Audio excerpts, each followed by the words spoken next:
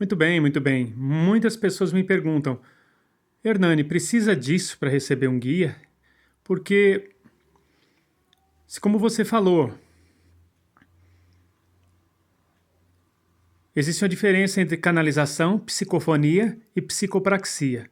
Na canalização, o espírito para do lado da pessoa, a aura dele se confunde, se mistura com a aura do intermediador, né, do médium, e através de uma comunicação psíquica, ele faz a comunicação muitas vezes até com a própria voz dele, sem modificar nada, sem expressar nenhum trejeito bracial, manual, facial ou mesmo vocal, postural. Simplesmente passa uma mensagem como uma pessoa que está passando um recado para alguém com a própria voz.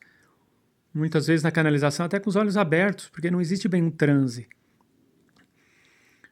Há uma concentração, que alguns podem até chamar de transe, outros mais sensíveis podem entrar num nível mais profundo de interação com a entidade. Então não precisa dessas reações febricitantes que nós vamos demonstrar já já.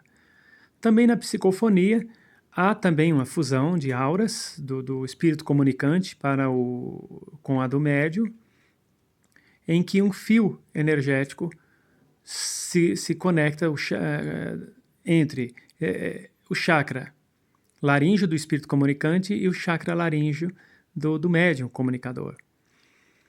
Esse grau geralmente já tem um transe maior e muitas vezes as expressões faciais, manuais, corporais, posturais do médium se assemelham às expressões do espírito. Quanto mais sensível e mais concentrado tiver o médium, mais ele expressa características da entidade. E na psicopraxia, geralmente ocorre que o médium, além de ser um médium de psicofonia, ele é também um médium de desdobramento. E o espírito do médium, na medida que se desloca do corpo físico, porque primeiro ocorre a psicofonia.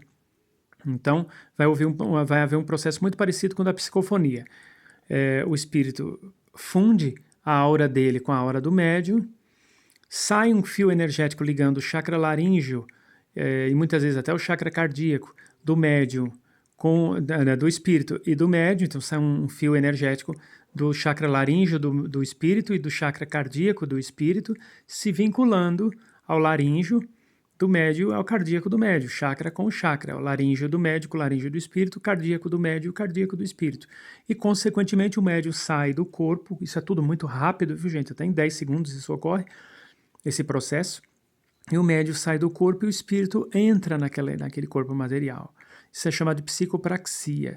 É muito raro, mas isso é a chamada incorporação. Que o Leon Denis já falava, e isso foi um dos motivos de discordância entre o Leon Denis e o Allan Kardec. O Allan Kardec não aceitava a psicopraxia, não queria reconhecer. Mas, enfim, talvez hoje em dia aceite. Então não há a menor necessidade de um médium, uma pessoa para incorporar um espírito, ter essas manifestações febricitantes.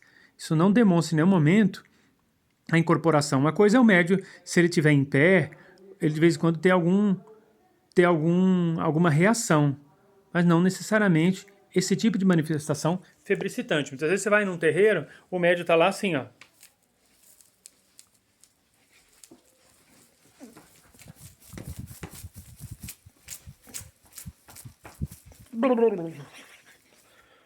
Não há necessidade disso.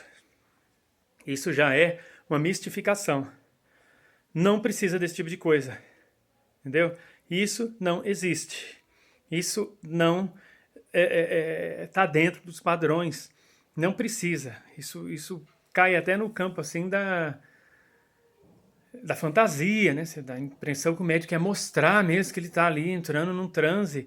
Aí eu lhe pergunto, que concentração tem aí a pessoa, né, numa situação febricitante dessa? A gente chama de manifestação febricitante. Não há a menor necessidade desse tipo de coisa. A incorporação ela deve ser tranquila, onde o médium se concentra, entra em contato energético, afetivo, psíquico, pela oração, pelo diálogo fraterno com a entidade que ele sabe que vai vir, e aí ele dá a passividade.